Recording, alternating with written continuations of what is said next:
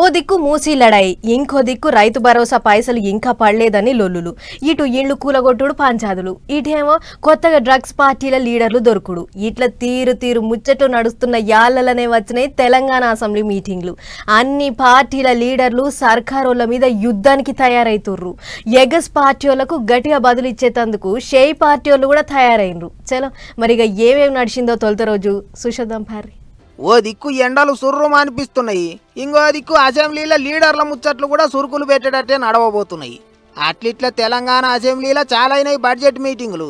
పద్దు లెక్కలు 20వ తారీఖున చెప్తారట కానీ ముందైతే గవర్నర్ సార్తో మాట్లాడిచ్చిండ్రు.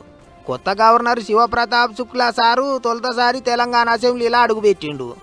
పోతనే అసెంబ్లీలో కొత్తగా పెట్టిన తెలంగాణ తల్లి విగ్రహానికి పరదగుంజిండు సారు. అటెనక నడిచిన మీటింగులో జరసేపు తెలుగులోనే మాట్లాడిండు. మన దిక్కు మనిషి కాకపోయినా సారు తెలుగులో మాట్లాడేటాలకు చాలా మంది పరిశాన్ అయ్యిండ్రు.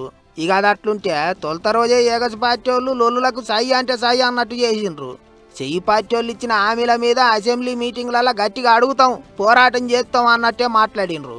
కారు పార్టీ వాళ్ళు అయితే ఏమాయ ఇంకెప్పుడు ఇస్తారు అన్నట్టు నెత్తికో బోర్డు పట్టుకొని పోయిండ్రు. మాజీ మంత్రి హరీష్ రావు సారు గట్టిగానే గరం అయ్యిండు.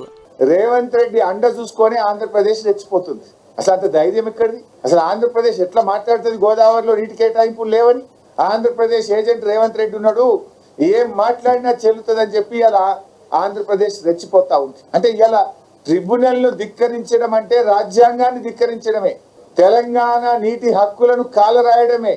ఈ చేతగాని ముఖ్యమంత్రి చర్యల వల్ల ఇవాళ రాష్ట్రానికి నష్టం జరుగుతూ ఉంది. ఈ చేతగాని దద్దమ్మ ప్రభుత్వాన్ని ఎండగట్టం అసెంబ్లీలో. ఇక అటు గవర్నర్ సార్ ముచ్చట ఒడవంగానే లీడర్లంతా కలిసి కూకొని మీటింగులు ఎన్ని దినాలు నడిపియాలి ఏం కథ అనేది మాట్లాడుకుండ్రు. 30వ తారీఖు దాకా అసెంబ్లీ నడిపియాలని నిర్ణయం చేసిండ్రట. అయితే గమ్మతి ముచ్చట ఏంటిదంటే పార్టీ మారినరని చెప్తున్న 10 మంది ఎమ్మెల్యేలు మేమేం పార్టీ మారలేదు, కారు పార్టీలనే ఉన్నామని చెప్తుండ్రు కదా.